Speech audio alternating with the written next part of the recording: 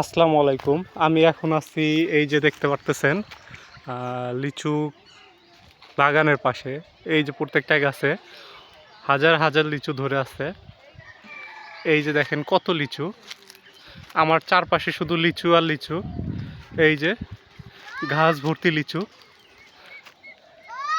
এই যে এই লিচুগুলা মাত্র পাকতেছে, সবুজ থেকে লাল হচ্ছে। এইটা হচ্ছে বাচ্চাদের জন্য অনেকটা লোভনীয়, কিন্তু এই ভিডিওটা তাদের জন্য যাদের বাচ্চা কাচ্চা আছে বা ডায়াবেটিস আছে, সেই রোগীদের জন্য। লিচুটা সবুজ, এই সবুজ ভাবটার জন্য দায়ী হচ্ছে হাইপোগ্লাইসিন। এই হাইপোগ্লাইসিন যখন বাচ্চারা না বুঝে খাবে, দেখা যায় যে অনেক বাচ্চা আছে এই হাইপোগ্লাইসিনের ইফেক্টে মারাও যাইতে পারে। প্রথমে তাদের খিঁচুনি হবে, তারপর হচ্ছে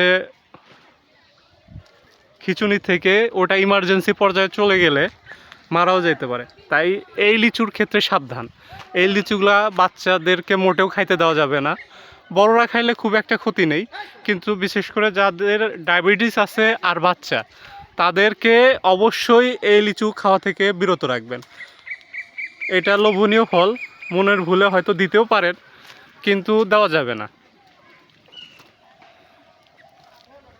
এই যে দেখতে পারতেছেন কত লিচু।